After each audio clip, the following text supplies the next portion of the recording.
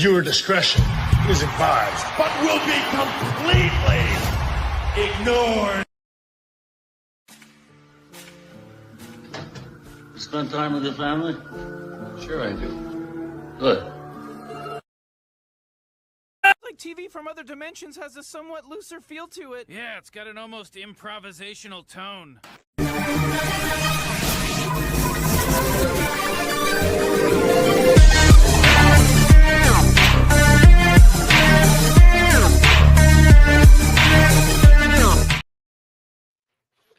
Well, what's going on? It's Sunday, 11 a.m., 10 Central. You know what that means. Oh, shit. It's happening. It's happening.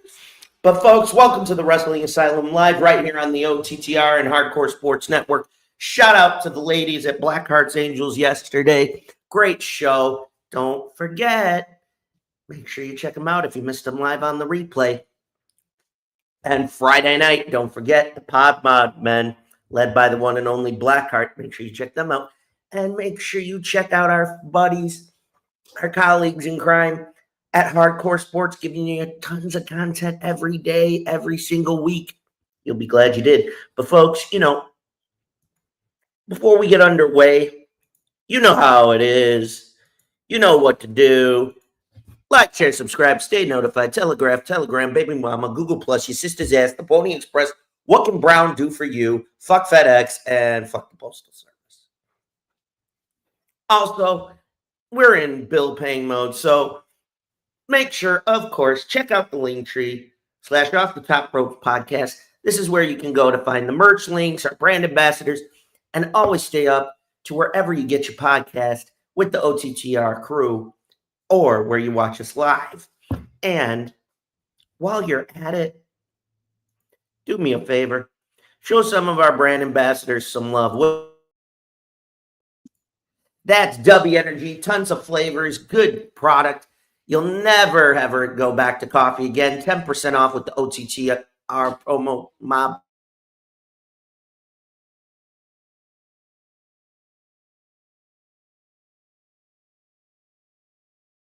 Live store. Also, 15% off at our classy clothing. Look fly, look fresh, and you'll thank me for it later.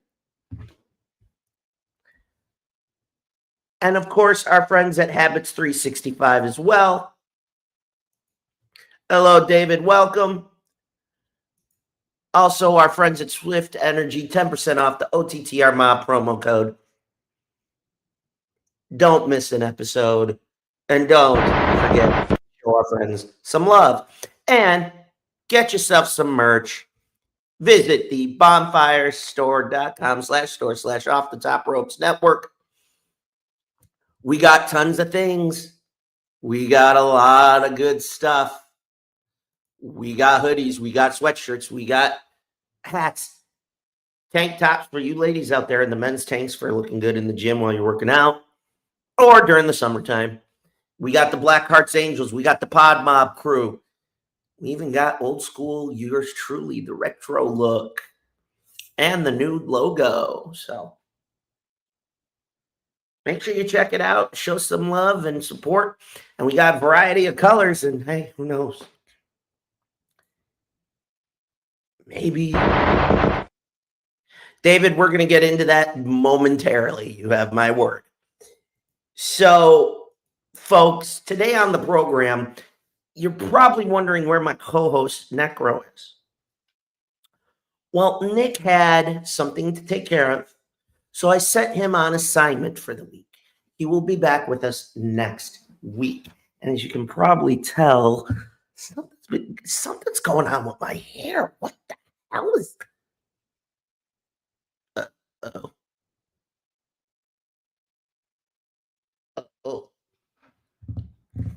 Uh-oh. Like I said in the description, if you read it, the other guy's getting antsy and he wants to talk soon, so I better let that happen or we're screwed. I warned you when this all switched. on the, he could pop up and, well, it's happening. But folks, we are going to get underway here in just a moment. We are going to start off with what's going on today's program. So we're going to discuss the fallout from yesterday morning's Crown Jewel in Perth. And then we're going to dig into tonight's Bound for Glory card. After the break, we're going to travel back in time and analyze this segment to Money in the Bank 2011, the night that shook pro wrestling to its core, when the departing, or so we thought, voice of the voiceless CM Punk got his one chance, swung for the fence, and became WWE Champion against the now 17-time champion John Cena in his hometown of Chicago. And the closing moments still part of both men's careers to this day. And then, I'm going to tell you what really grinds my gears. Normally, before that, we would have Nick's piss match of the week. But like I said, I set the man on assignment. So next week, we are going to find out how much pissed off about what happened he truly is. But folks, let's get underway. We're going to get started with the results of Crown Jewel. And it goes a little something like this. So Crown Jewel in a sold-out crowd, live from Perth. To kick things off, we have an Australian street fight. Bronson Reed, undefeated in this type, went up against the OTC, Roman Reigns. And as you can tell, it looked like it was going to be back. It was back and forth. Even I knew eventually the Usos would have to get involved to protect their cousin and the one true chief. But eventually, Braun Breaker would even the odds in Bronson's favor. A tsunami. Roman fell to Bronson Reed. Afterwards, Roman ripped the Usos and told them not to be back until Christmas. And Heyman has informed both of them, stay out of the main event. Of course, Stephanie Vaquer, Miss Titties, Tiffany Stratton, the two of them put on a hell of a match with, of course, Miss Vaquer, La Primera, winning the victory. And then in a classic, one more time, Cena would pull out all the stops from the tombstone to Sister Abigail to finally put away AJ Styles. But you got to watch AJ's introduction before the match. That was a tearjerker. A shared embrace. And if you didn't know, Styles was wearing the very same gear from 2005 when it was him, Samoa Joe, and Christopher Daniels in the main event at Destination X. John Cena picks up the victory. And then in a fucking knockdown dragout, the Kabuki Warriors fell to Rhea Ripley and Io Sky. This had everything you needed. It was intense. It was fast. It was intensity personified. Dave gives a 7.5. I'll give my thoughts in a minute. Io Sky would take to the skies and end up gaining the pinfall over Kairi Sane. I'll give my thoughts to that in a minute. This goes to show Io is her own star now. Shout out to Rhea and Io picking it up in Rhea's home country. And then the main event. Some controversy in this one, but true to form, nobody interfered. Cody and Seth fought tooth and nail. Would Cody defend the Crown Jewel title?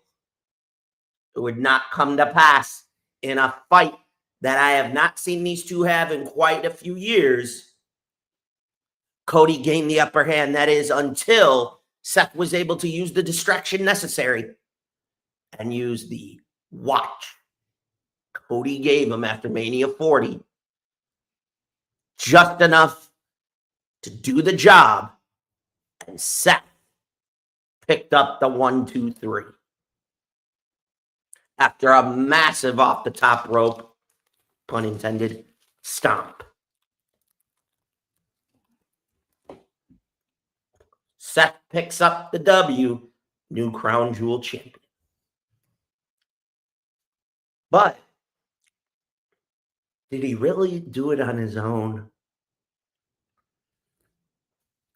Let's dive into this, shall we? Then he cuts the promo about bitching about this, that, and the third.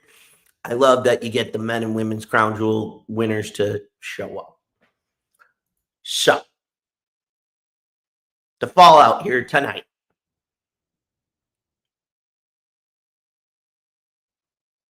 Well, technically yesterday morning. I'm out. Uh-oh, something's wrong. What could it be? Yes, Cena wrote a special ring introduction for AJ Styles at Crown Jewel. Thank God. Thank God. That's all I'm going to say. Yes, it is true. John Cena used Sister Abigail, the kiss and all. Here is the list of people's finishes. He's used Sting, Orton, Bray, Shawn, Miz, even Samoa Joe, Rusev, Christopher Daniels, Kazarian, Ray Ray. Could this be his final victory in WWE? I give the show a 7. David in the chat said he gave it a 7.5. I'm going to give it a 7. I'm going to be honest. I give it a 7. 2 reasons. 1, good solid shit across the board. I think the women's tag match was, how do you want to say this? I think it could have, the story behind it was logical. If you disagree with me, prove it to me. Have the facts, back it up. Otherwise, to the trolls, I got one thing I want to say to all the trolls. You ain't shit. So there's that. That's phase 1. Part 2. I know a lot of people in the IWC are gonna bitch and moan and cry. Shut the fuck up about, Miss Titty Time, Miss Wardrobe Malfunction, Miss Her Cup Runneth Over. Get him. Tiffany Stratton, not. KB, what's up, brother? Yes. Golf clap, golf clap.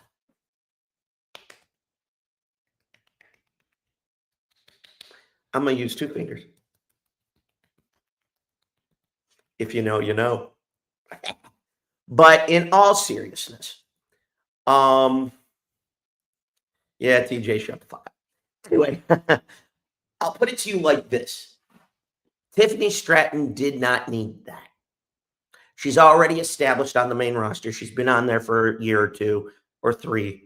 Refresh my memory. But Tiffany didn't need it. If you think for a minute she needed that, no.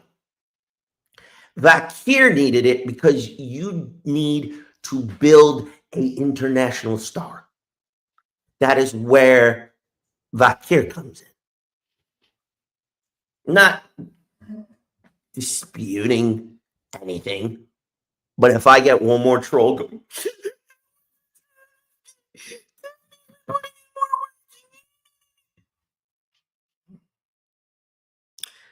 this would be the part of the old program. Oh, 44, that's me.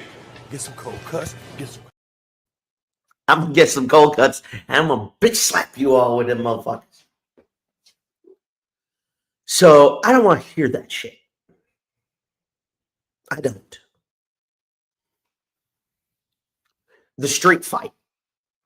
If you thought for a minute Roman was going to defeat Bronson Reed in his home country, let alone in the one match,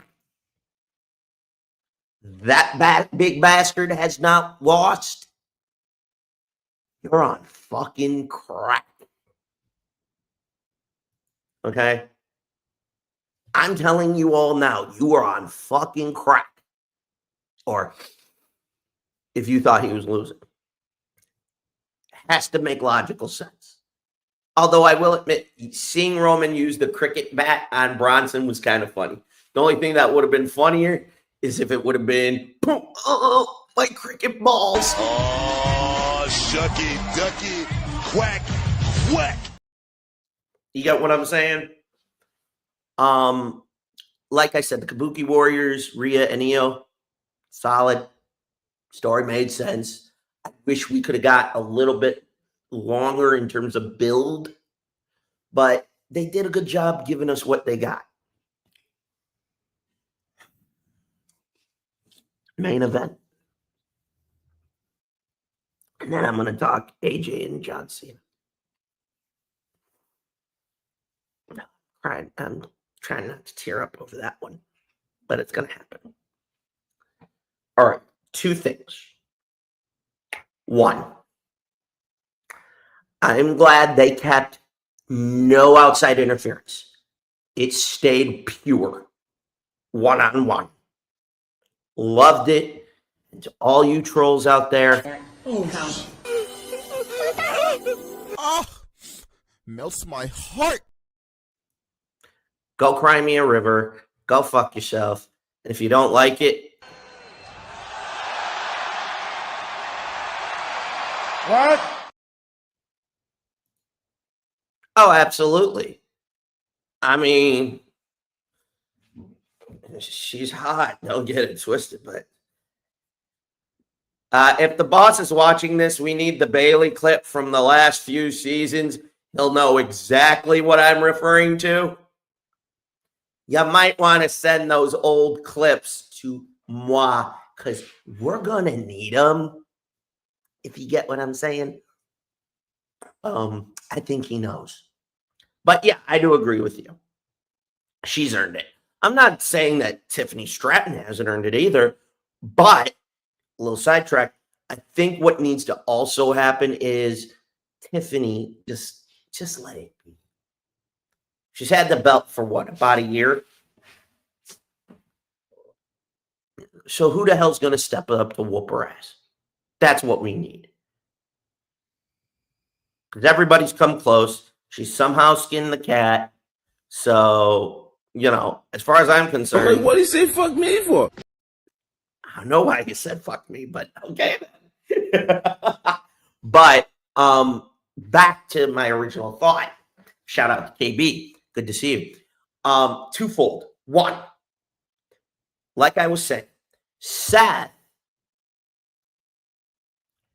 kept his promise.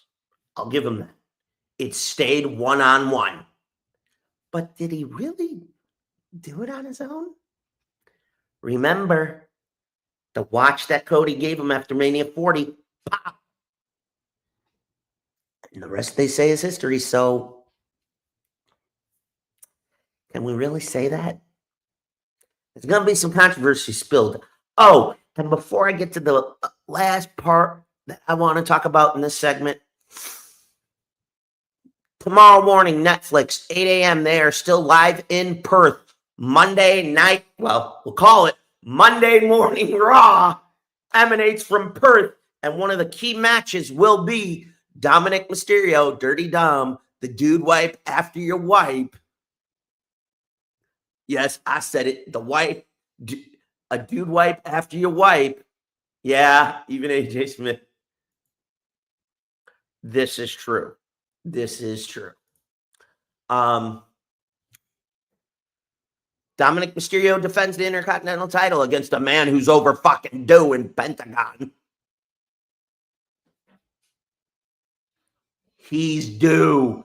Hunter, for the love of Christ, do not fuck this up. What I'm talking about? That's why he's the MVP. That's why he's the GOAT. Do not fuck that up. Now,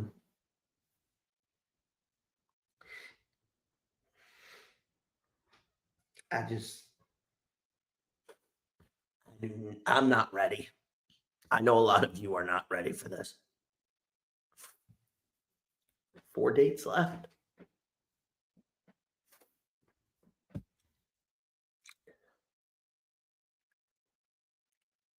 A lot of us were finishing high school when Cena debuted. I was. And I'm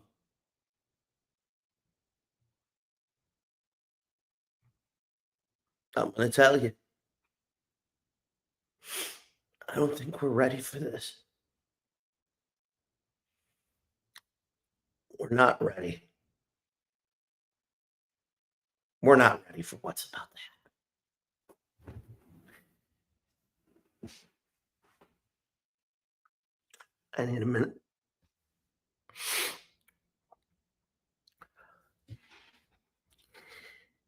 "25 years. Flair gave us longer. Taker gave us longer. But this one, you know it. Come on. How could you not?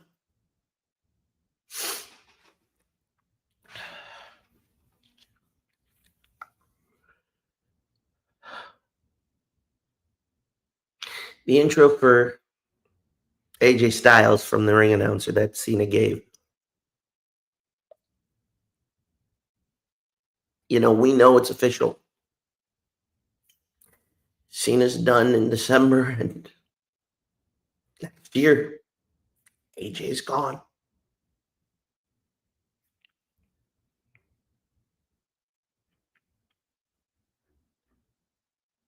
It's like that saying, you don't know what you got till it's gone. Pun intended. I mean, Cena and Styles put on a classic. It harkened back to when Styles was champion and Cena beat him to tie the record, and it was beat up John Cena and the rest of the club, sans its founder, Finn Balor. That was a fucking mistake. But I don't, neither here nor there, Vince McMahon. For fucking that one up, I got something to say to you.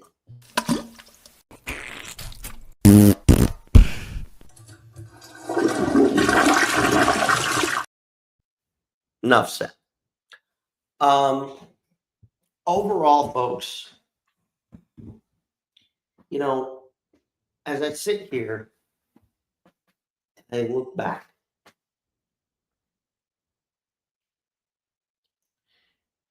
what can I say that hasn't been said about both men? What can be said?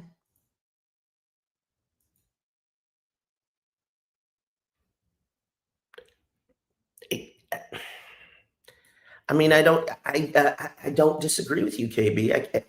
What can you say that hasn't already been said? Two of our childhood favorites or young adulthood,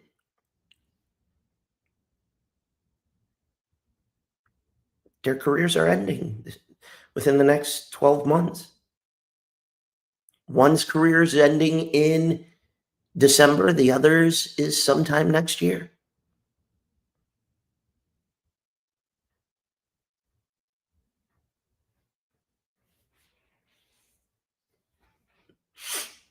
I loved the match. You saw Cena give tributes to a shitload of guys in his career. And a fun fact, before that match, Cena called Taker to get the blessing to borrow the tombstone. Taker said yes. Brothers and sisters, are you with me? Of course we are. Oh yeah, like a pony. I'm a pony. I'm a pony. Haven't used that clip in quite a while. I'm sorry. Oh, and Blackheart, if you're watching this, I need the UC clip. I think you'll appreciate me for it later. Anyway, so here's the other thing I'm going to say to you all. Enjoy them while we can. Because there will come a day, like the ones coming up, they're not going to be here anymore.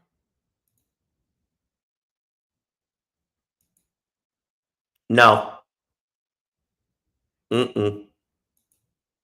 No.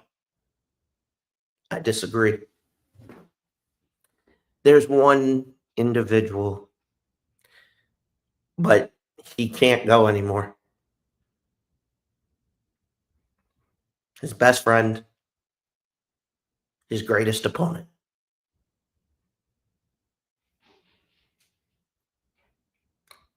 Christopher fucking Daniels.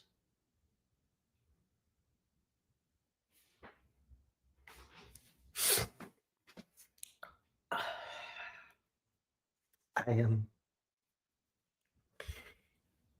didn't think this would hit as hard as it is. But that's because of how much. So, I need a moment.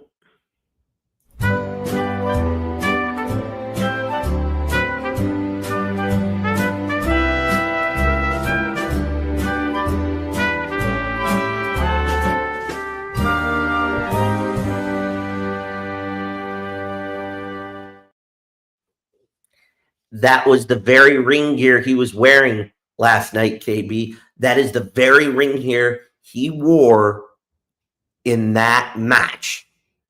Destination X, in the first ever main event for the X Division Championship. Joe Daniels Styles. What a throwback. But now, speaking of TNA, and I don't necessarily mean... Yeah, that was the closing line. Get on! Wait a minute, what? With both hands, Anna. I've got the T, and you have the A. See, now that's what we're talking about. Sorry, you know Quagmire's in me. Giggity, giggity.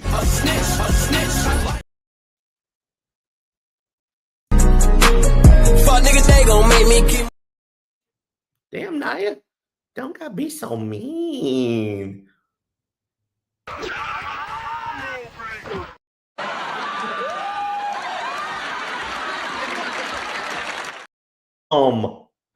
Anyway, tonight, you know what time it is. Bound for Glory.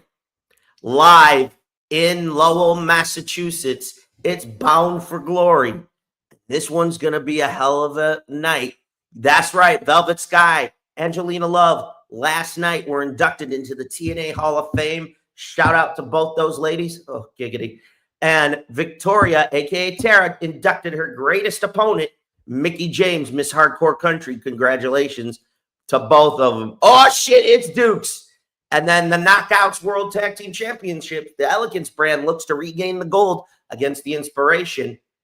This one's going to be a fight. I guarantee it. The International Championship, Frankie Kazarian versus Steve Macklin. Steve's looking to get a W and get back his gold. Of course, Tessa Blanchard, Gia Miller. Don't sleep on this one. We all know what Tessa can do in that ring. And, well, giggity, giggity. If you know, you know. Then we have Indy Hartwell. That Indy Hartwell challenging Dana Brooks' protege, Kalani Jordan, for the Knockouts World title. I'm going to give my picks very soon. Of course, Javon Evans of NXT will challenge the X Division champion Leon Slater in a classic. I got a hunch where this is going. In the Call Your Shot Gauntlet, my heart will tell you in just a few moments exactly who I'm picking for that one. Of course, the System will do battle against Mustafa Ali in Order 4. That one better be a tornado tag, and there better be some bloodshed, okay? And in the main event, Mike Santana looks to do the impossible, it seems, to bring back the TNA World title as he faces Trick Williams. And then one last time, the Dudley Boys, the Hardys, the TNA and NXT tag champs. It's going to be a tables match. That is the card here tonight. Live on pay-per-view. And TNA Plus. But folks, seeing as how we're doing what we're doing, I think it's time I give my predictions, and I want to know what your predictions will be in the chat.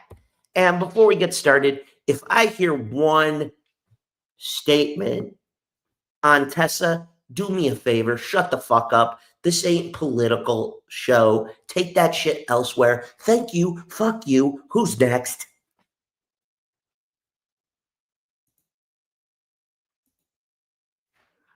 Exactly my point.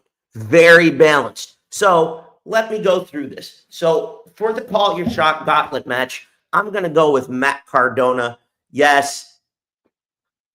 If you're not going with that bastard, you are on crack. You've been doing, the booger sugar nose candy, whatever the hell you want to call it. So the Knockouts Tag Team Champs. I think the Elegance brand wins the gold back. They just lost it not that long ago. The only reason why I'm saying that is I'm hearing the Inspiration's contracts are up. Could the return of Billy Kay and Peyton Royce to the WWE brand be on the horizon? I don't know. There's speculation. It's just going to depend on what happens in terms of contracts. So right now, here's where I'm going. If the Inspiration does in fact come back to the WWE side of the equation, they lose the Knockouts tag belts. If not, then, that's on me. Gia Miller, Tessa Blanchard. I am familiar with Gia. Tessa, I'm very familiar with. I'll leave it at this. The show is never going to be political. I have roasted Tessa. I have also given my thoughts about the situation. Go check out the archives. I will leave it at that.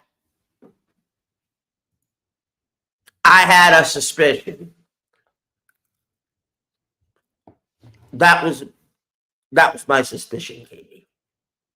I had a hunch. So we will see what happens. Tessa, she's a diamond. She's good at what she does in the ring. I'm going with Tessa. The International Championship, I see Frankie Kazarian retaining. You're not just putting the gold on him and then fucking him. Sorry. Not a good idea. You'll piss fans off with that bullshit. In my opinion.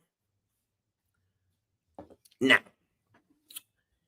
the X Division title, Javon Evans challenging Leon Slater. You just had Leon Slater win it not that long ago with the seal of approval from the Phenomenal One.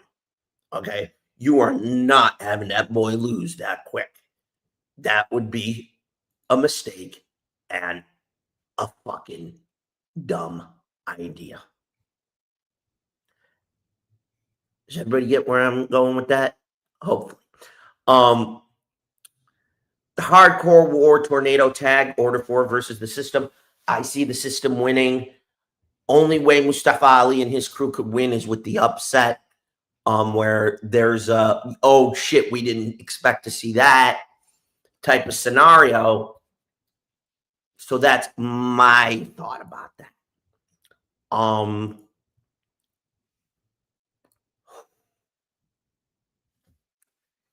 If you took the Knockouts Championship off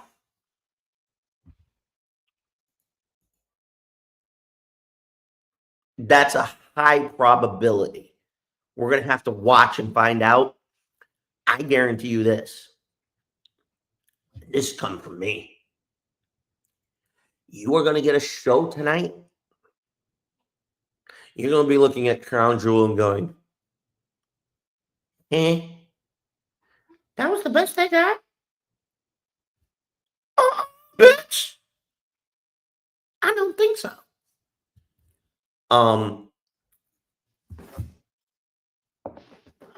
My honest opinion overall, if Kalani Jordan is a transitional champion,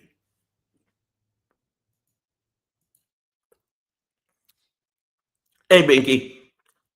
No, you did it right. You did good. You're good. You're good. No worries. To me personally, all right. If you're using Kalani Jordan as a transitional champion to crown Indy,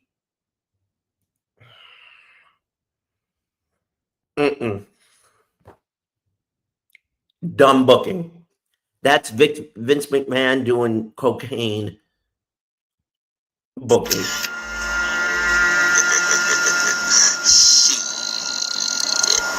Got your ass. I'm just saying. Overall, I mean, Indy winning the Knockouts title would surely shake up things. Who to go with? Unless the logic was for Kalani to be a transitional champion, which I doubt. I got to take Kalani retaining this one. And we got two picks left before we go to break. The one last time tables match between the Dudleys and the Hardys. Shout out to the Hardys who beat Dark State this past Tuesday at Showdown to become NXT champions and keep the TNA tag titles. In my heart, I want it to be the Dudleys shocking the world. However, given the current state Devon is in,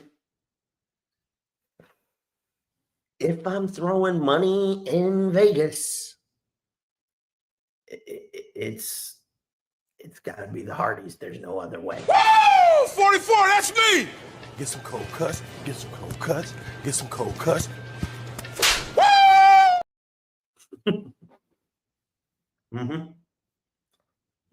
I say that with one reason. No shit, right?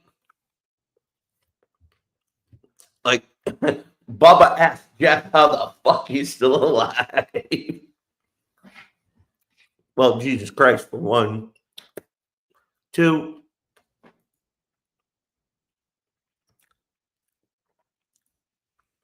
after the shit that Jeff has done to his goddamn body, you are not kidding.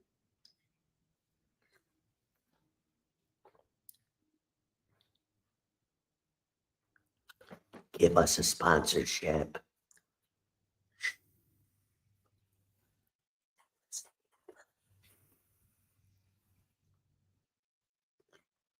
Just saying.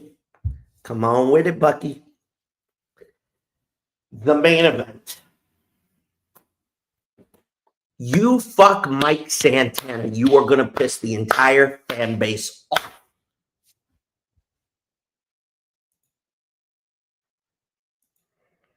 Yeah, ain't that the fucking truth? Oh, shucky, ducky, quack, quack. Yeet. Yeah. Meta!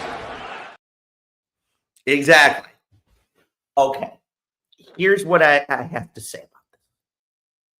All right. If Trick retains, you are going to have a pissed off fan base, let alone the crowd. Here's how I book this. Here's the finish. Trick goes for the trick shot. No. Off goes Ricky Saints, aka Ricky Starks music. He's nowhere to be found. Mind games. As Trick does nail the trick shot, Santana kicks out at 2. Ricky shows up.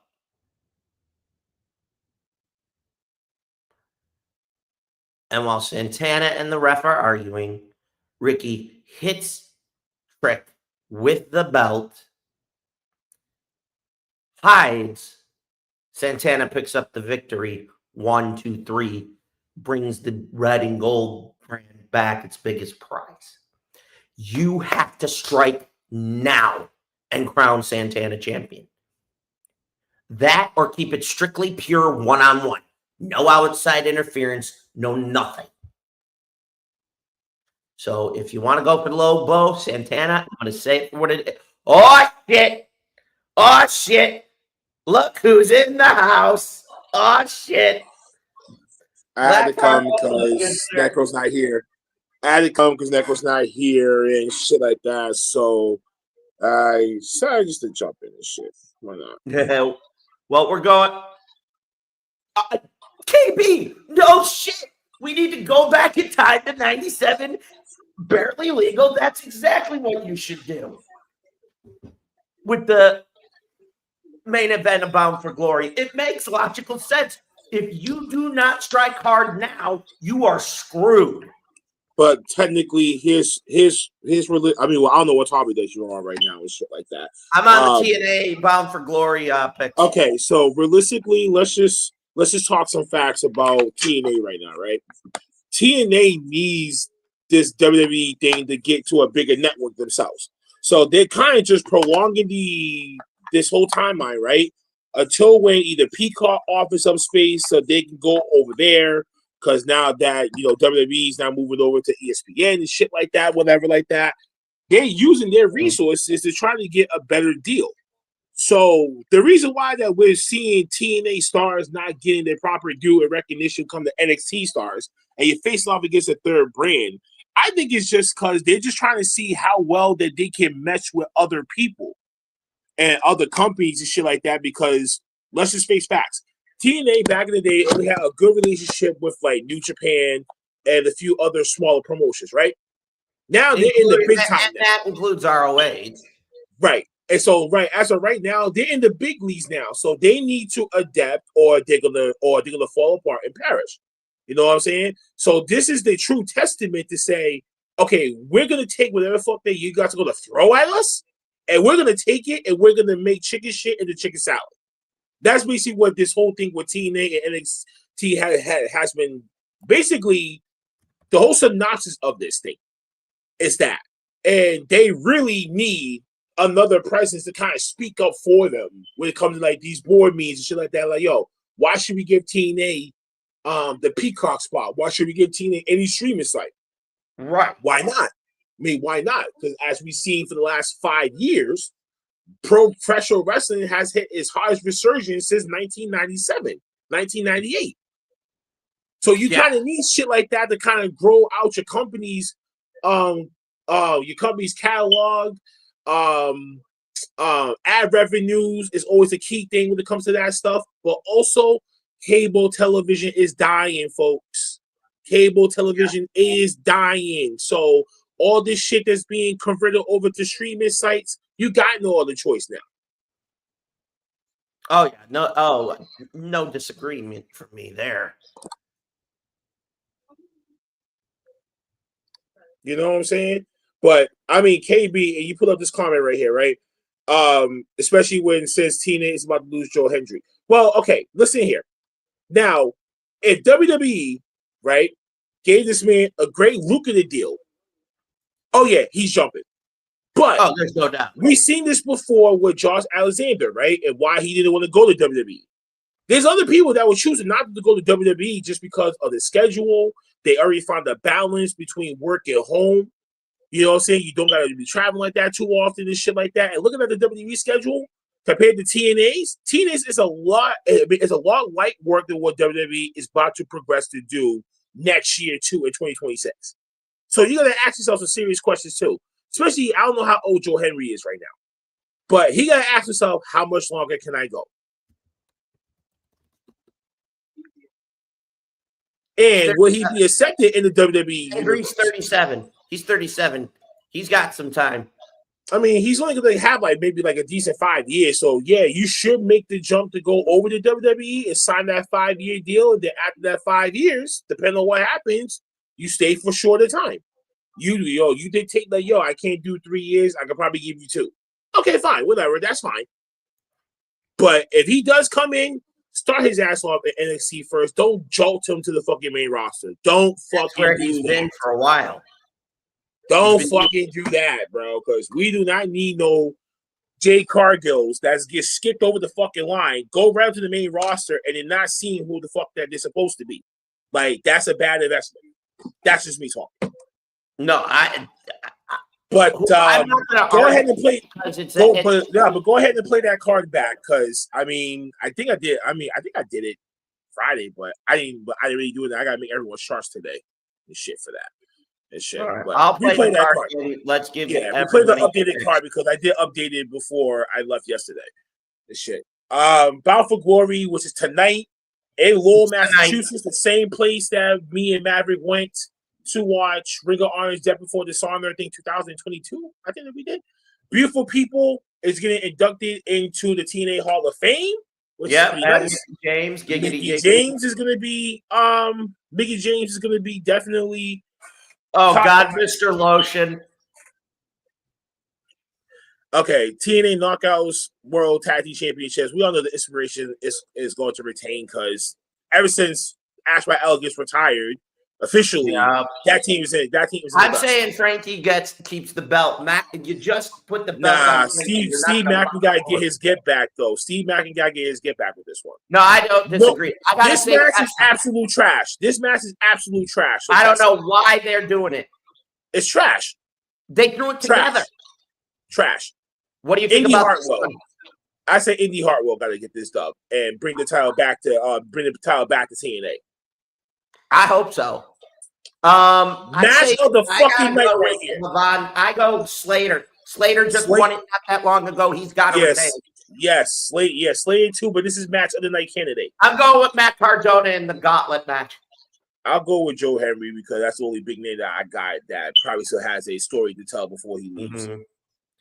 I don't know who's even the faces or heels anymore in this whole thing, so I'm gonna go with Mustafa Ali because of Tessa Blanchard. Because of Tasha Steelz. This has to be Mike Santana. This got to be Mike Santana. Listen, I'm not a Trick Williams fan anymore. So take the title off this guy. And the Hardy Boys, now that they just won the House of Glory Tag Team Championships, literally on Friday, they need to get this dub tonight. So, I don't disagree with you. My concern, again, is the fact that if they do not strike, and this is your OTTR champion talking, if they do not strike for Mike Santana, you are going to have a pissed off, livid fan base so fucking fast, it'll make your goddamn head spin. Don't say like they dropped the ball with him technically, because this is really his first time being as a solo star for a company that needed a new face anyway, especially when Josh Alexander and a few other people had left. So you kind of need to kind of resonate with new faces anyway. You now have Santana in the position necessary to make him the face of the company. Mm-hmm. Bring the belt on him. Listen, because let's just. God, really, Dukes? Okay. Wait. All right, wait. So let's just. All right, wait. So let's just face some facts real quick, right? Okay. Mm-hmm. Before when Mike Santana was in a tag team, right, with Ortiz and shit like that, right? They only made it so far, and now when Santana went up on his own, he's doing his own bookings. He's going to seminars. He's doing House of Glory shows. He's doing indie shows and everything like that. Where the fuck is Ortiz at? Ortiz fell off the face of the fucking planet. Yeah, because he got too complacent. And like I said, that's when you can tell from one mindset to the other mindset. And that's the reason why one person is going to push and the other one is dead in the fucking water, not even to be heard again. I know. And you know what? Even Conan said, on Keeping It 100, he said this best. Ortiz became too complacent. And that's why he and Santana fell out. Folks, tell me when I'm telling mine, baby. The boss just said, Dukes, you have like 16 other girlfriends, bro. Cut it out. Dukes, you got 16 other.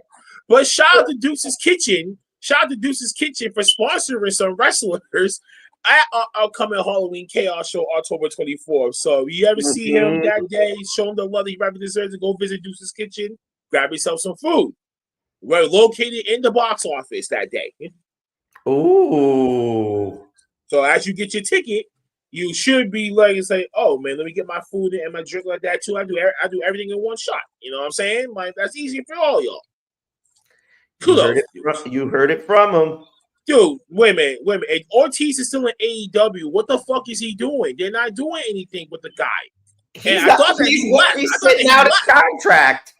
No, I thought that he left. I thought that he no. I thought that he was already released. I thought he was released back in like 2023. I'll have to look. Hang on. How the hell is he still there? Like that makes no sense at all. Like, why are you going to keep a man on the contract for? Like, if you're not using him and he's not being booked, he's being complacent, why you have him on your books?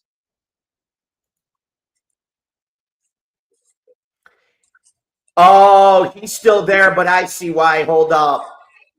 Oh shit. He owes back time or something? Yeah, that and oh fuck. It isn't just time he owes. He hurt himself again. Okay. Well, that's what happens. This is exactly the Jeff Hardy treatment in WWE, where he couldn't really leave, and he was injured and shit. So he just said, "Fuck it, man." He said, "Fuck it, I'll sit my ass on the bench." All right.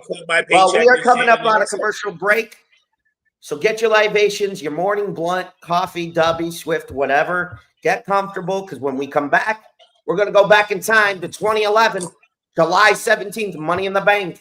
It was CM Punk's one shot. He didn't miss.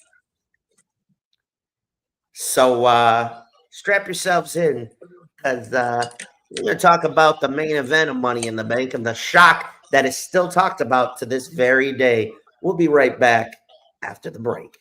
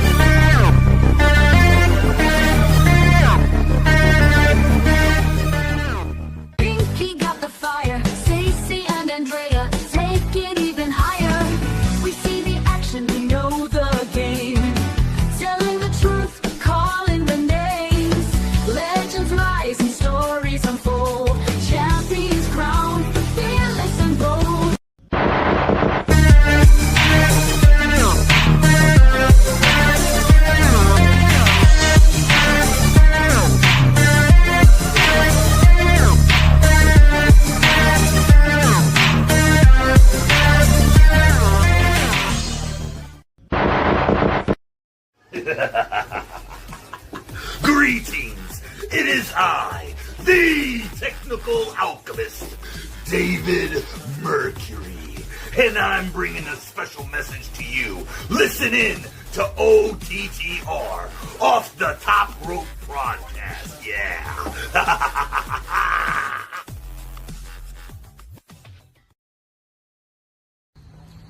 Hey, yo, this is your friendly neighborhood Red Dogs here. Eating pizza, no, not from Pizza Hut, not from, any other place. From Luigi's. That's the place that we going to. That's the place we eating at. See, the camera's not even on me no more. So, as your friendly neighborhood Red Dog and your favorite mercenary, I approve of that pizza.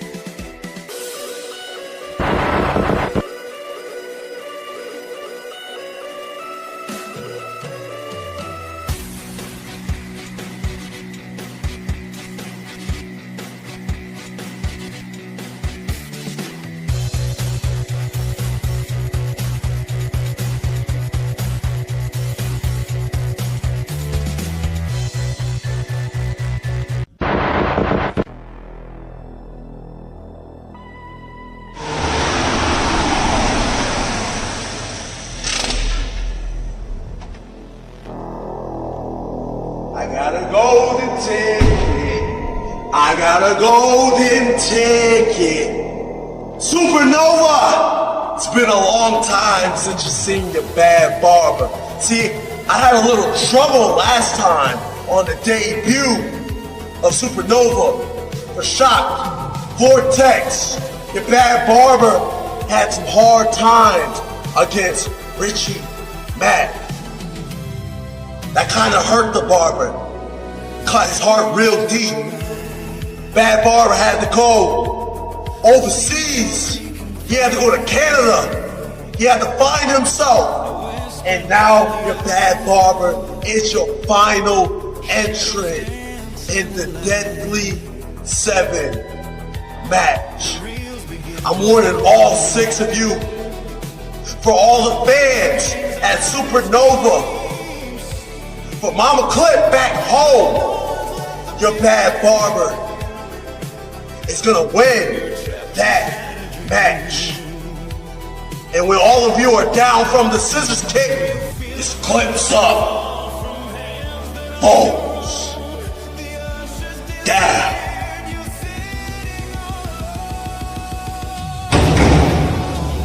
Supernova!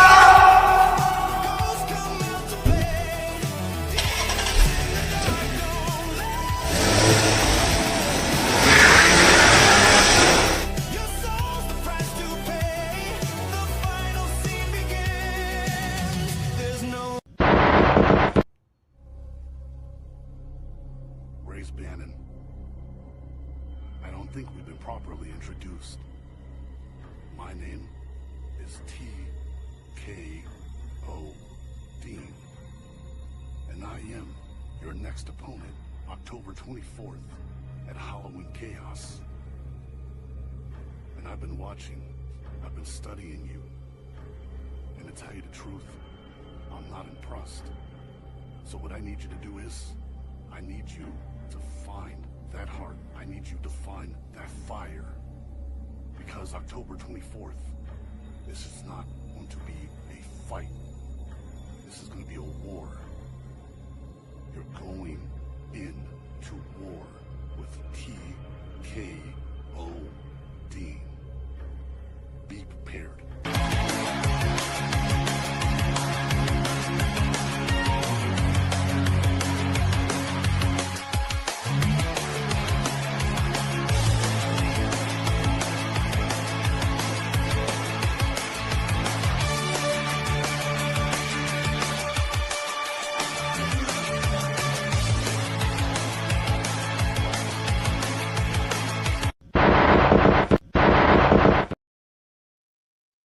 And we are back from the break. I hope everybody had their libation. Shout out to Duke's Kitchen. Shout out to Black Arts Angel. Shout out to Black Art Media Productions for sponsoring Halloween Chaos, courtesy of SNW Supernova Wrestling. Make sure that you get your tickets early. Early bird sales will be officially done as of tomorrow. So after October 13th, the ticket prices is gonna go up. from October 24th to the 23rd. So get your tickets now. 43 seats is still available. Still available. Don't be one of those people that want to be walking in at the door and expect the seat to be there. You might never know who shows up. This is true. And sometimes they also could sell out quick. I know before we dive into this next segment, back home in Buffalo, a friend of mine just let me know we at ESW are getting the appearance of one-on-one with The Undertaker. That's right. Teddy Long shucking and jiving in Buffalo at WrestleDash next month. Okay. Shit. Then I'll up the ante for you right now. We got the world famous Cheeseburger coming in October 24th as well. Big shout out to Cheeseburger. Hell yeah. And then, of course, we got the technical machine himself coming back for the second time this year. Mr. Drew Gulak, former WWE superstar, is coming back. And last but not least, this one's a special Halloween treat for all you guys because he's here for one night only. He's here for one weekend only because I got him to do another show the very next night, too, for Focus Pro Wrestling as well. Shout out to Focus Pro.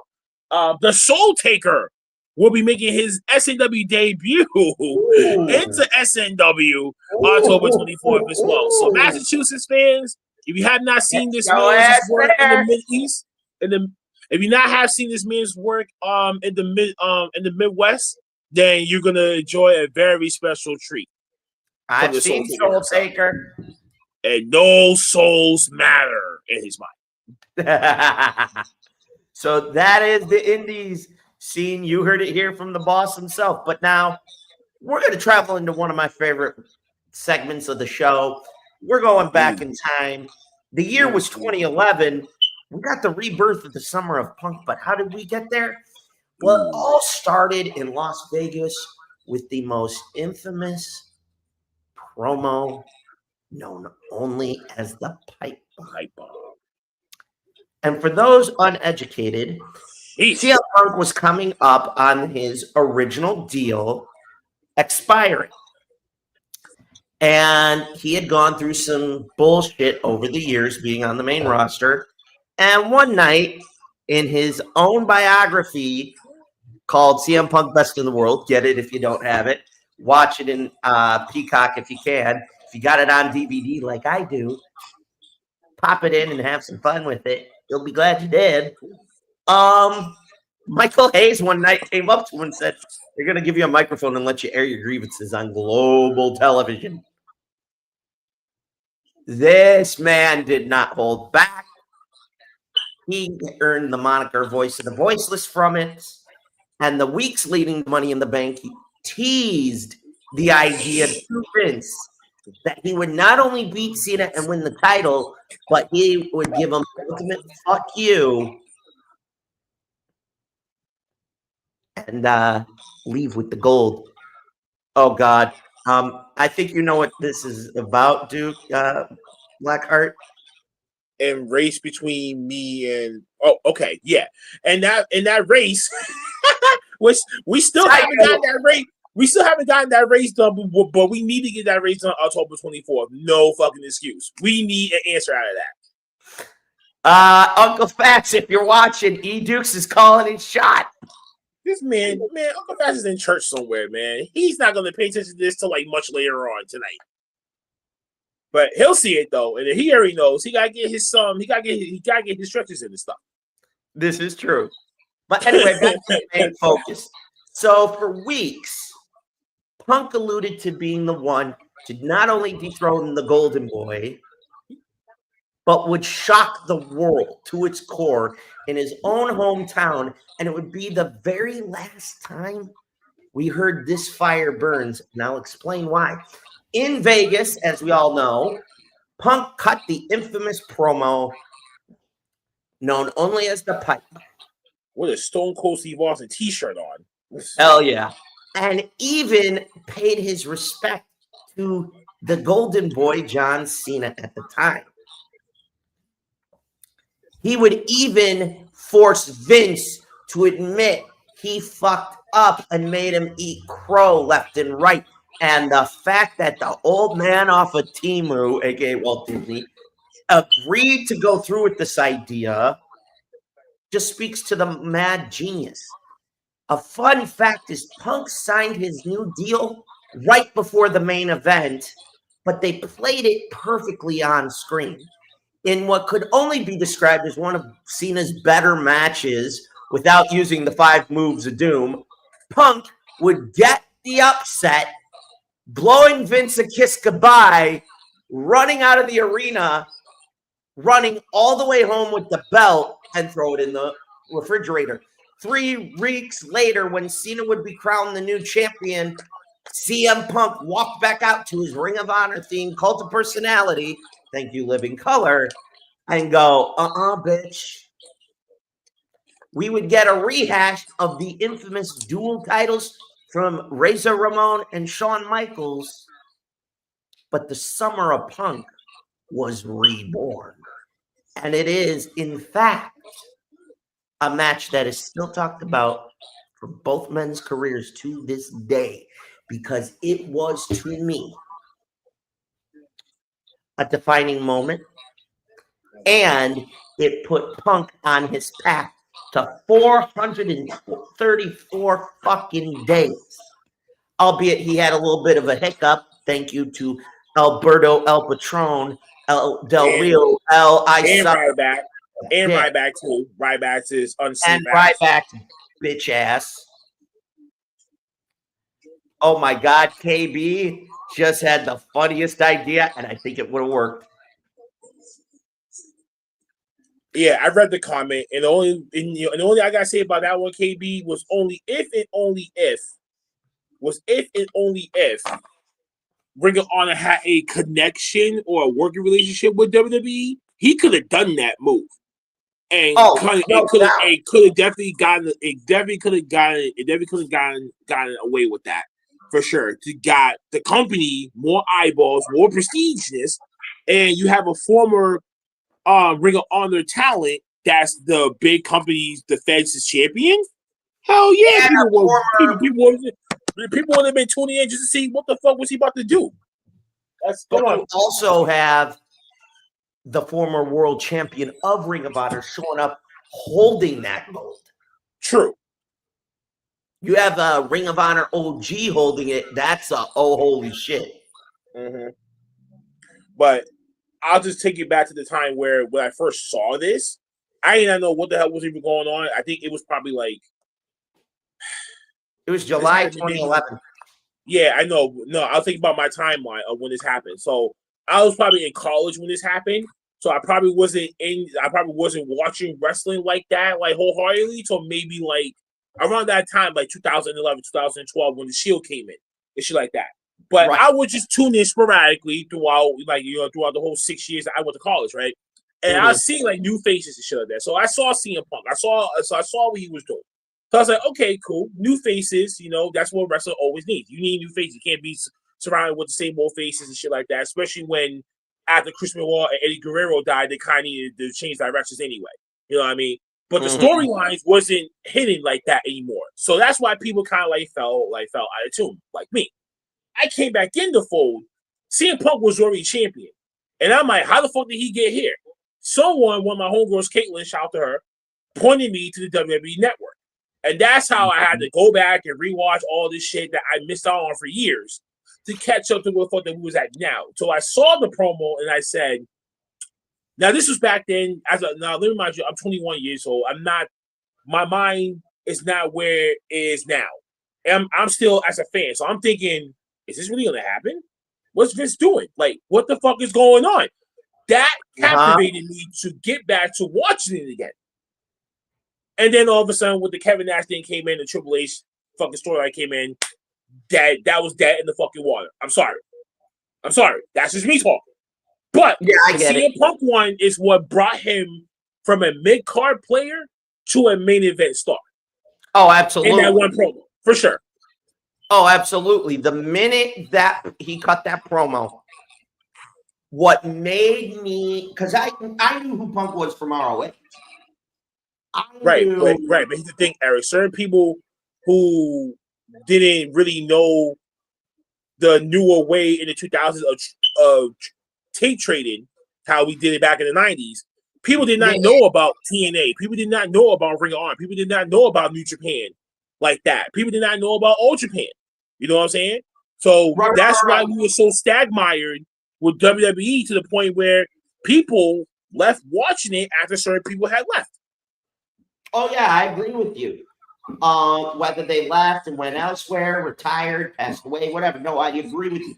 My thing is, when he cut that promo and we got to Chicago, the back of my mind was how apropos and ironic would it be if the old man booked the idea, have him win, Del Rio failed to cash in. He goes, fuck you. I kept my promise. And then we have to figure out a way to a new champion, only for him to come back and go, bitch. And here's a fun fact. This was what was supposed to happen at Bash at the Beach 2000. But also, another fun fact, CM Punk did not sign his contract, his new contract, till the hour before the match even happened. To literally the hour before the match even went down. So if he never would have signed that deal, and they still would have went on with that story and that whole finish, we would have not known CM Punk really did rim on with the Heist of the Century that night. A lot of things could have changed that last hour, the last minute before they even hit the curtain, and boom. Yep. CM Punk could have just said, because CM Punk could have been like doing like the whole Ric Flair thing back in '92 when he left WWE. When he left WCW, he took the world title with him, right? And he said, imagine him showing up. And then he was like, and then he's like, I'll send them back a check. You know what I'm saying? And then and then the belt was mine because he said he paid the deposit to keep like to hold on to that belt. So CM Punk wanted to just pay that fucking deposit to Vince. Vince, take this 50 grand. This belt is mine. Oh yeah, they got to make a whole other belt. Well, guess what? You want to know what's ironic? He could have done what Flair did. Not only done that, showed up on TNA television with the belt, and everybody would have done a what the fuck, and Spike TV would have gone through the roof. And KB just gave me a what if idea. If Cena won in 2011 and Punk didn't, if they pivoted, he would have turned. Cena would have had no other choice but to turn heel. Exactly. He had no other fucking choice. That means the whole Super Cena era that we saw all the way up to 2020, hell no. That wouldn't even cease to exist. Bingo. Cena would have been the heel that we would have saw that we got in this year. We would have gotten it back in 2011. Then when he came back, it would have actually worked compared to it would have actually worked back then because a lot of people were going against him anyways. Exactly. But overall, I thought it was the smartest thing that they did because in reality, it set the tone for what would happen. But also, it set the tone for these wrestlers that's not made out to be bodybuilder shape, that type of stuff like that, like a Batista, Triple H, that type of stuff. You know, people like CM Punk, that's just skinny fat, but gets over with people, and the people get behind them. It proves to you that times have changed. It's not about the big guys anymore. You know, it's not about the muscular big guys and shit. It's about the chill, faster pace. And that's what that taught me about CM Punk was you can get the fuck over just with promos. And as long as your in-ring work makes sense, people can get behind it. His moveset makes sense to him. If he had a different moveset, he would never gotten the fuck over. Oh, exactly. No question. Period. No question about it. So, I mean, I just find it funny they tried to use Del Rio to cash in. That failed. And then you spent 3 weeks. He's going on tours around the country with it.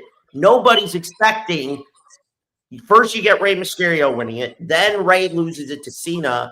And then when I heard Call to Personality, I went, stupid. That's a stupid move. They should have never had the real even cashing the fuck in. They should have waited. They should have waited to do that. Waited to when another face took the title off of Cena. Off of Cena. Then do it that way so Punk came back as the face. Oh, exactly. To become that new People's Champion and shit, and basically stealing the Rock's monarch. And that could have set up for the whole Royal Rumble match in 2014.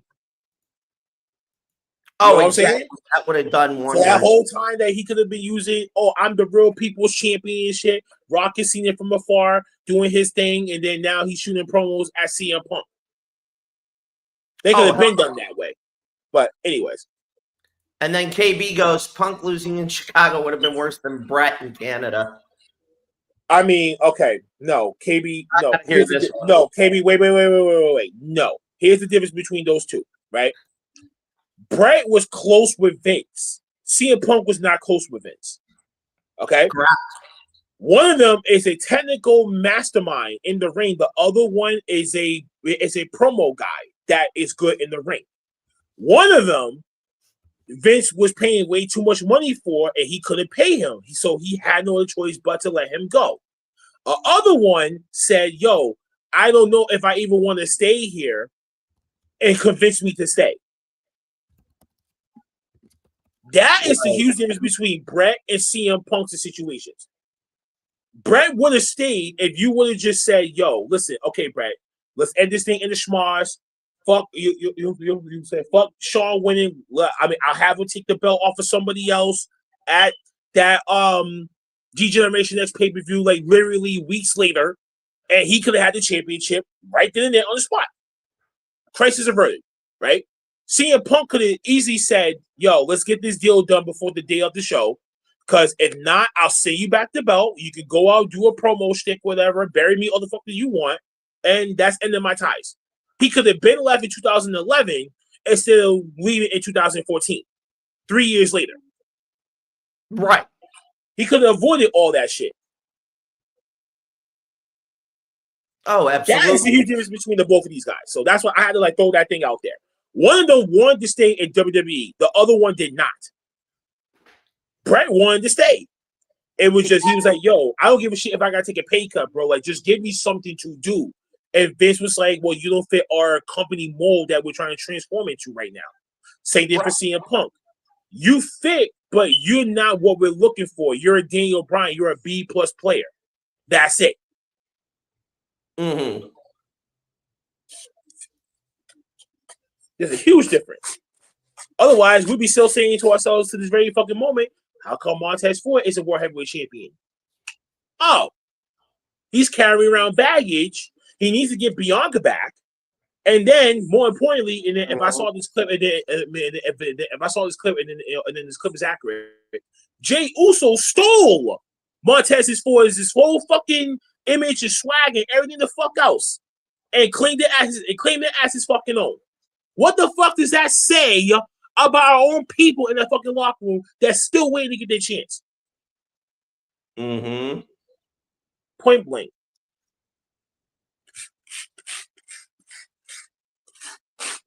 Now, that's just my mini little rant. So, no. No, fuck all that. Nah, I'm not dealing with that crap. Nah, CM Punk could have walked out 2011, came back years later, and things probably would have been different. Okay, fine. But Brett wanted to stay. That was a huge difference. Brett wanted to stay.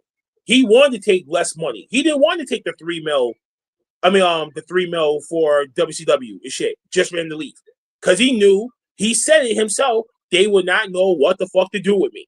You know what to do with me, Vince. Let me stay. Vince said no.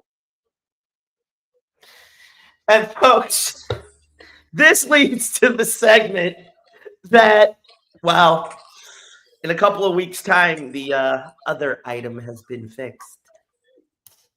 And somebody's overdue. You want to know what really grinds my gears this week? Sure.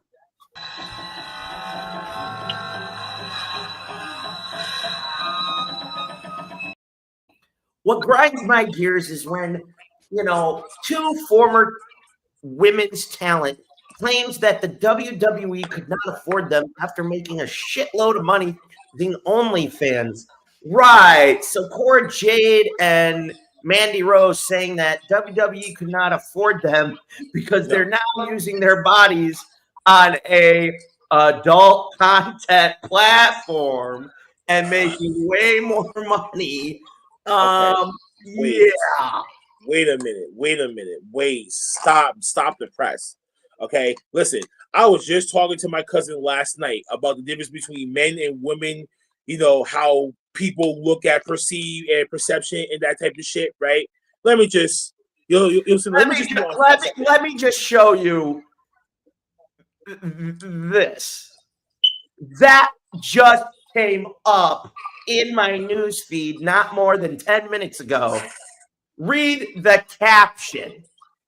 I don't think WWE can offer me. No. Listen, these two are not even worth $2 million themselves. What the fuck are we talking about? One of them can't even fucking wrestle. So you know what? I'm gonna add on to one can't wrestle, and the other one gets hurt too easy. All right, wait. So here's my grind my gears when it comes to this. If you're a beautiful girl, you got a body, you don't want to take no bumps, no bruises, no shit like that, don't get the fuck involved in fucking wrestling. I don't give a fuck if AAA, Shawn Michaels, Vince McMahon, Nick Khan came at you with the biggest paycheck of your motherfucking lifetime. Just say no. Just say no. Just be like, no, I just want to live like a hot girl. I want to live like a city girl, whatever like that. I just want to make money, show up my clothes, probably give it some dick, and that's it. And then, and flaunt my body to the fucking world and be like, yo, you men can't have me, but y'all women want to beat me so fucking bad, right? Oh, this is the reason why I have the whole stigma with this whole Nakia Lyons thing, right? She was on NXT. She was on NXT, right? But before she even came to WWE, what the fuck was she doing? She was doing television shows. She was doing fucking these whole surreal fucking contests. The Real Chance of Love too. Also part of WoW. And then you're over here trying to say, "Oh, I'm dedicated to this thing." No, the fuck that. You know what I'm saying? No, the fuck that you're not. Another prime example: Jade Cargill should have been in NXT way before she got the leap into the fucking main roster because you dropped the ball with this bitch. Now, Jay, I'm sorry that I got called you a bitch, but no, you should have stayed in AEW when you had the chance because when that spotlight gets bigger, you crumble, girl. You crumble. Now, let me remind y'all, the whole dash on her fucking forehead thing, it wasn't because of her. It was because straight up Nia Jax. Everyone's going to say that she's the most unsafe person, but who knows? Who cares, right? But there's a lot of women in these wrestling promotions now that are either doing it for as a money grab or they're using this as a stepping stone to get to where the fuck that they really want to go, i.e. Mandy Rose. She only used that thing as a stepping stone because, one, she looked like the younger version of Trish Stratus. People were going to go Google Gaga over her. So the moment when she left to go to OnlyFans, those fans that watch her on television pay their paychecks to just see fucking pictures. If she ain't getting dick down by no black nigga, then I don't give a fuck about her OnlyFans, bro. That's what the fuck that we really want to see. Are you getting dick down on your OnlyFans? Yes or no? Elena Black, listen, you will get two. Wait. You had two. Corey J. You had two wrestling matches in the Indies, and then you quit. You had two wrestling matches in the independent scene, right? You got released and you quit. That says a lot about you. That says a lot about your hard work. That also explains why you're not passionate about wrestling. And that's why you say those fucking comments. So, for all y'all women out there that thinking, oh, it's easy to get in the motherfucking ring, take a few bumps and blah, blah, blah, blah, think a fuck again. Damn. I'm done. Okay. I guess I'm going to take over from this for a minute. You can take over, man, for the whole goddamn time. I don't give a fuck. Just don't be a beautiful woman thinking that it's easy to do what a man gotta fucking do. Just don't. Stop.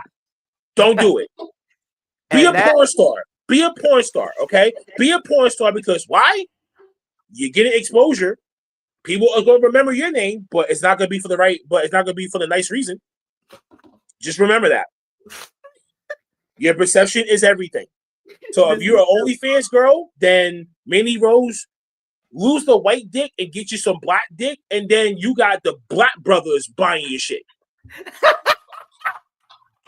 You heard it here. The only thing that you got is these white motherfuckers buying these women's shit because they got nothing else fucking going for them. That's it. Bro, read the comment right now. Nah, yes, KB. Yes, KB. Her too. And anyone in the past too, like Christy Hemme, especially Christy Hemme, was not ready to face Trish at WrestleMania 21. Was not ready. No. I think Vince was doing blow and heroin at that point, putting her. He was beating his meat behind the curtain, watching that match. He'd be like, "Yeah, just because I can't fuck on, but I get my entertainment underneath the table." Mm-hmm. Like, come on, bro. So I understand KB's going to be defensive when it comes to some of this shit, but bro, listen to me. No. Just fucks no. I'll take an ugly bitch that can fucking wrestle any day of the week than a pretty bitch that can't wrestle. Fuck out of here. You bugging. You out here wilding. So just remember, folks, go back to the archives. I roasted, quote unquote, Cora Jade and told her she was in the one pose where she looked like she was getting her back blown out on OnlyFans. Honey, you claimed to love this. You then get hurt. You eventually get hurt a second time. Get released. You go hit the indies, and then no. Nikhil should not go to the indies. Stop it. She should go to OnlyFans. I'm talking about Cora Jade and Leah Black. I ain't talking about Nikki. No. Okay. Cora Jade should stay away from wrestling. Period. That's done. That's just what do I'm modeling. getting. This is what's just do modeling. Is the fact, Cora, that in one pose on the ring, you were the poster child for getting your back blown out on OnlyFans. I knew when I made the comment. I went, she goes to OF. She ain't coming back. She gonna appeal to the perverts. Because she got some white sips over there, they meet just to her fucking photos, and that's it. Exactly. Okay? I'll say it for what it is. Cora Jade could be her porn name for all I fucking care. Now, I'll say this. I think you'll agree. One woman, if she did it, she was okay in the ring. She wasn't 5-star, but she made it work with what she could do. Mrs. Miz. If she did OF, damn. Maurice. No. I think it's fucking funny. Stop. Michelle McCool. No. Not Michelle McCool. Maurice, Miz's wife. Trash. And the only thing that's good about her now is just now she got bigger tits. That's it. You heard it from the boss man. This is why we do what we do. That's the only reason why they mismarried the bride. Sorry. That's the only thing good that he can get out of the whole WWE was his wife. That was it. Enough said. Sorry. You want to know what else grinds my gears? Is unexpected releases. Wesley? What the fuck? I mean, I think he was going through injuries himself and shit like that. They probably had nothing for him to do. And I think he's just going to go back to TNA, huddle up with the Rascals over there. Yep, exactly. Huddle up with the Rascals, and then he's back in good graces. You know what I mean? I think that was an okay one. All the other ones were like LFG and of all people that got released. But I'm hearing that there's going to be more releases coming soon. So this isn't just it. I'll be shocked if they keep Nikita, because she's in Evolve and I don't know what the fuck is going on. Yes, KB. Wesley was gone effectively as of Friday night. Yep. I do not know for the life of me why Nikita's still there. She's done what? Blew both her knees, right? She's on Evolution wrestling against Winnie Chu. That's the issue. Is why is she there? I don't because she's a thick white girl, and they're probably having some fucking faith into it. Though when they say that, yo, man, we can't invest in you anymore. We did too much, and you're not progressing fast enough, so we gotta let you go. I'll be amazed if they don't. Oh, please. Do anything if they don't let her go. No. Listen, the day that she leaves, that OnlyFans is coming the fuck up, and that's when she's gonna make that mill right back within like a week. Oh, who you bullshit? Of course it's gonna come up. You kidding me? The minute she gets released, she ain't gonna wait the 30 or 90 days because she's still on an NXT contract. And I'm having a technical problem, so folks, I will be right back. I gotta figure out what some technical difficulties. And me, I'm just a motherfucker that's just chilling.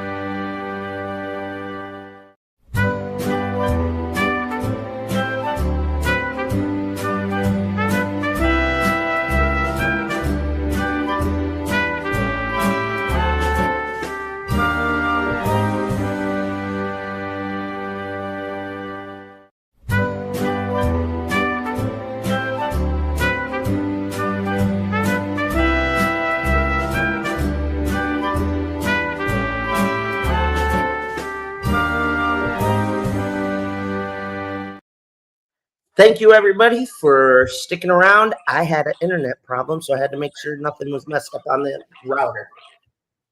Okay. So the other thing that really sets me off and grinds my gears this week, and I can't sit in my throne right now because I'm too pissed, is the fact that it's funny.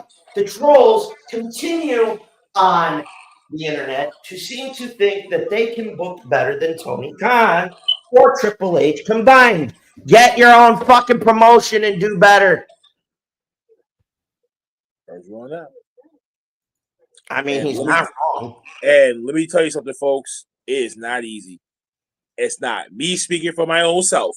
It's not fucking easy. It's like a fucking jigsaw puzzle in your head. And then injuries really screw you up. And traveling issues can really screw up a booking. Travel problems can screw up a booking. Okay? Yes. And I'm going through one right now. So. Oh, Jesus Christ. Yeah. Right. So that's why I had to say that one real quick. Okay. I'm standing because I can't even fart at some of the comments that I see on Twitter or on Facebook about certain shit. Okay. You sat there and talked about incidences with Ash by Elegance. Hang on a second. Stay right.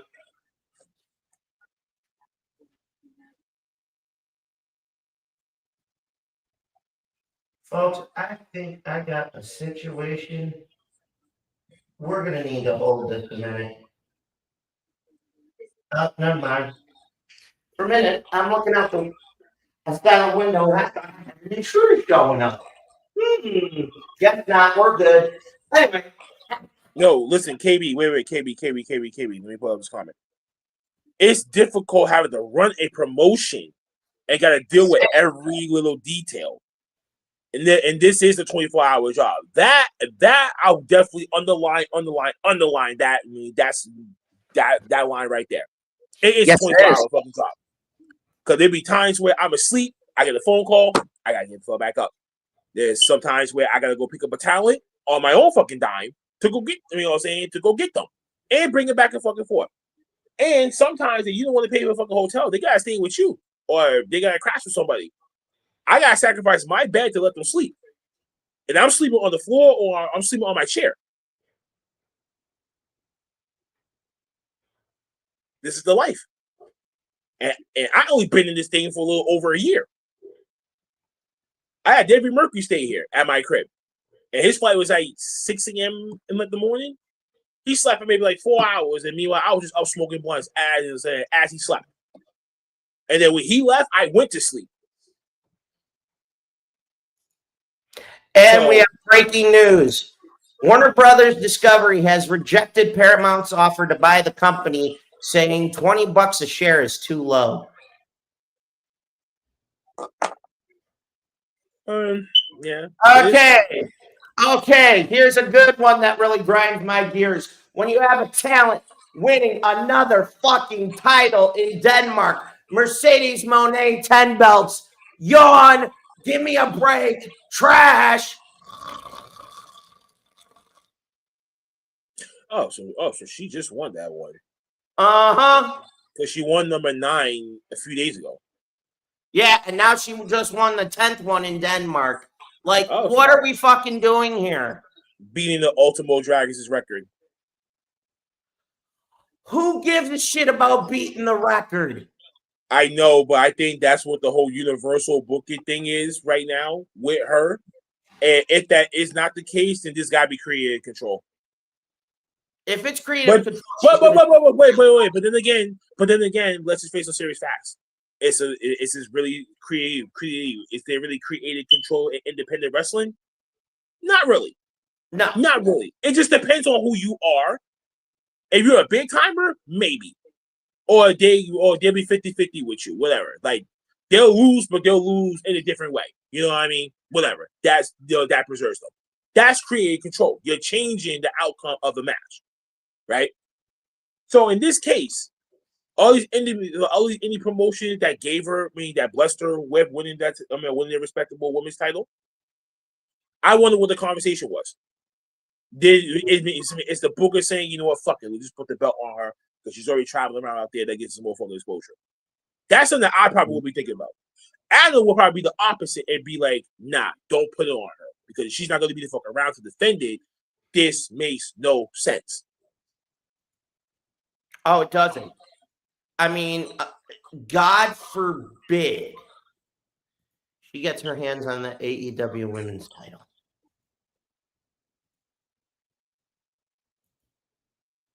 Okay, I know she fought Lacey Lane, aka Kaden Carter, recently for the TBS title open challenge. Great match. I would have rather seen Lane win. She would at least defend the fucking thing. Or you know what? Have Lacey dethrone Cena. She just walked into the door. She just walked into the door. There's no way that you're gonna have someone walk into the door to defeat. You did it with Paige. Mercedes only lost like twice in AEW since she's been there. Yeah, and she lost it all in. Thank God. Yeah, she lost against Tony Bush, but she lost against someone else too. Oh yeah, that's true. So she only suffered 2 losses. Yeah, my point is, I don't know what the fuck we're doing here anymore with this shit. The title collector role, basically the female Kenny Omega. Right. Basically, but this is actually going to put her in the Guinness Book of World Records, if anything else. So this is a huge thing for her. We want to look at the far side of it. I know right now for the short.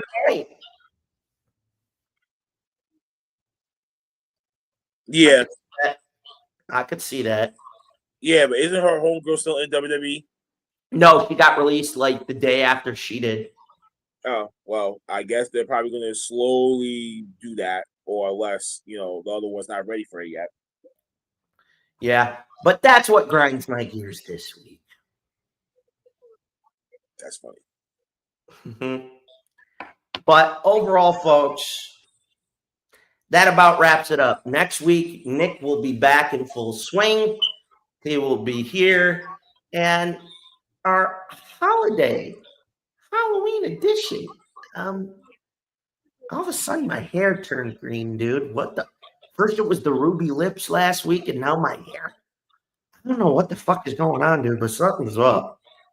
That other guy's getting antsy. I warned the viewers this could happen. So, but before we get out of here, what else you got coming up besides Supernova? This is the last show of the season, I believe. Is that right? Yes, it is. And I'm going to go through this myself when we play the clip. Go for it.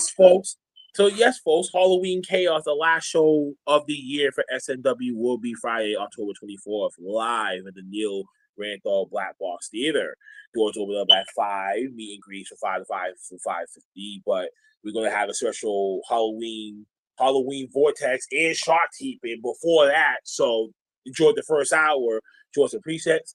40 seats have been sold, so 45 is still left and available. After the 13th, from the 14th to the 23rd, late online sales. Adults is 25, kids 6 to 17 are 10, kids under is free. And then the day of, we go at the door. Adults is 30, kids is 15, and infants are free. Cash App, Venmo, and PayPal are accepted, or cash the day of the show. And big shout out to Deuce's Kitchen. Deuce's Kitchen will also be located in the box office this time. So actually get your ticket. Might as well grab yourself something to eat. And we have the cash bar. Right next to it, with 21, you got to be 21 plus with a valid ID to show at the cashier in order for you to be served. And we have a special guest going to be in the building, a Fifth Ward Lynn City Council candidate for the upcoming race, Cardelise Payas is going to be there. And we got some special talent coming into the building, blessing us. The world famous Cheeseburger will be making his SNW debut, as well as the Soul Taker. No souls matter. And last but not least, former WWE superstar Drew Gulak is coming back to SNW all on October 24th. We don't want to miss this card, the last show of the year before we go on hiatus. And then we'll be back for S&W Draft Night 2, March 2026. That's right. And got some announcements too during the show. So we'll do that the day of. Now, as for yours truly, we have a couple announcements ourselves. The first one will be that October 9th, there will be no program. I will be traveling back from Buffalo to Dallas. However, November 2nd, there will be a show. So make sure you tune in for that one. But remember, November 9th, there will be no show that week because I will be traveling at the normal time our show airs. So you get a week out of the asylum. What are you going to do? Also, I think it's time, boss, I think it's time I told them. I'm going to have at it. You know where I'm going. So, for those of you who do not know, I currently live in Dallas, Texas. And I couldn't be more grateful for the weather, the food, the people. But some personal matters have arisen that have summoned yours truly to make a decision to return to Buffalo, New York. And that could be happening either by Thanksgiving or by Christmas. Once I return from Buffalo, I will know more, which means could slip back into our Saturday 6 o'clock time slot. Maybe not. But we'll see. You never know. But one thing is for sure. The asylum will continue to run and operate. Just there are going to be some things that have to get settled. But I promise you this. I'm not going anywhere. This is just God, do what you got to do. So heads up that there could be another week where travel could cause no show. Or hopefully after the holiday break, before we get back around the Royal Rumble, the move is made and I'm settled and rocking and rolling. So time will tell. More to come in the days and weeks ahead. Shout out to Dukes. He rolled the dice. He's got his own restaurant. Is that what I'm getting at, dude? He's going to. He's thinking about it. Dukes, bro, open up. I will fucking fly to Boston just to come eat. Shit. And, of course, smoke some weed with my boy. Create a little chaos in Boston. But all in all, ladies and gentlemen, you know how to find us on all the socials, and you know what you're supposed to do. Like, share, subscribe, stay notified, Telegram, Baby Mama, Google Plus, your sister's ass, Pony Express, what can Brown do for you, fuck FedEx, and fire the Postal Service. Also, don't forget to check out the Linktree. Check out our brand ambassadors, W and Swift Energy, Dream Alive University, Habits 365 Clothing, and Okazi Clothing with 10 to 15% off using OTTR. Don't forget, or the OTTR Mob promo code. And don't forget to check out the Bonfire store. Get you some merch. Show us some love. Help us pay the bills to keep the light on. And if you didn't, go watch the replay of the Mob Men from Friday night. Great show. Blackheart, always good. And we are now getting a confirmation one particular's career is over after the attack by Rampage Jackson's kid. They dive into it Friday night. It was good. Also, if you missed Queen, Char, and the ladies of Blackheart's Angels, they had a special guest. The replay is up. I'm not going to spoil shit. You got to go tune in and check it out. But Blackheart, what do you got going on next week? What are you going to talk about? Or are you going to have the fans just wait and see? It's a coin. I don't know yet. It's a coin flip right now, depending on what happens during the week. So yeah, just wait and see. See what happens. See what we discuss and shit. Yeah. And folks, also key program note. Tomorrow morning, 8 a.m. on Netflix, Monday Night Raw, or we'll call it here Monday Morning Raw. One of the key matches, the dual champion Dominic Mysterio, the mega champion from AAA, will defend his Intercontinental Championship against Penta. And I'm going to say this now, Penta is fucking due. It's time to let the dude wipe after you wipe loose for a change.